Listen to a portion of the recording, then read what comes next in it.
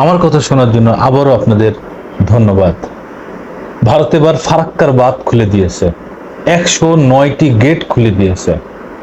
তাতে আমাদের দেশে বন্যার সংখ্যা আছে, বন্যার সংখ্যা দেখাও দিয়েছে। কারণ এই ফারাক্কার বাঁধে অনেক পানি আসে, অনেক পানি জমা হয় ভারতে। সেই পানি যদি বাংলাদেশে ঢোকে তাহলে তো বন্যা হয়েই যাবে, ভেসেই যাবে আমাদের দেশ। এখনো তো নেপালের যে পাহাড়ি যে পানিটা, সেই পানিটা কিন্তু এখনো আমাদের বাংলাদেশে আসে নাই। যদি আসতো তাহলে তো আরো ভয়ঙ্কর অবস্থা দাঁড়ায় যেত বন্যায়। এই ফারাক্কার বাঁধ কি কারণে খুলেছে সে ভারতই জানে। যেহেতু একটা পর্যায়ে খুললে, আস্তে আস্তে খুললে আমাদের বাংলাদেশের একটা অংশ রক্ষা পাইত, কিন্তু তারা একবারে খুলে দিয়েছে 109টি গেট। এইদিকে আমাদের একটা সাইড নোয়াখালী, কুমিল্লা, ফেনী, ওই সাইডটা পুরোটাই তো বন্যায় ডুবে রয়েছে। এই পানিটাও ভারতের পানি। একবারে ভারত আমাদের না জানিয়ে এই ভারতের এই বন্যার পানিটা খুলে দেওয়ার কারণে আমাদের প্রায় প্রায় বহুত মানুষ, প্রায় 12টা জেলা, এই 12টা জেলা কত মানুষ থাকতে পারে একটু চিন্তা করেন। তারা সবাই বন্যার পানিতে ভেসে গেছে, দোতলা সমান পানি উঠে আছে।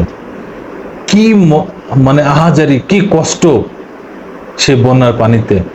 বড়লোক মানুষগুলা, কোটিপতি মানুষগুলা সব গরিব হয়ে গেছে, ছিন্নমূল হয়ে গেছে। আর যারা গরিব তারা তো ভেসেই গেছে।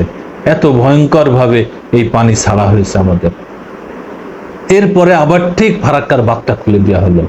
এই বিষয়ে সমকাল কি বলছে একটু দেখেন, আমি লিখি পড়ে শুনে আপনাদের।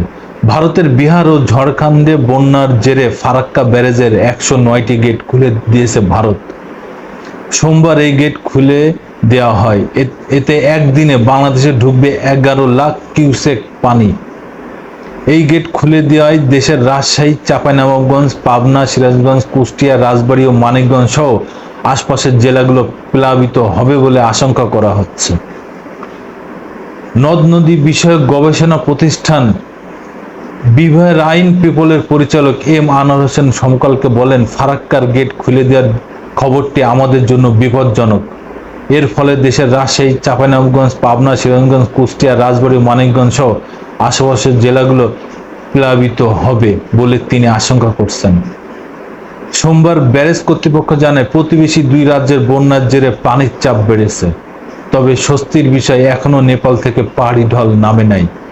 ফারাক্কা ব্যারেজ এলাকায় পানি বিপদসীমা 77.34 মিটার উপর দিয়ে বইতে থাকায় বাধ্য হয়ে গেট খুলতে হচ্ছে।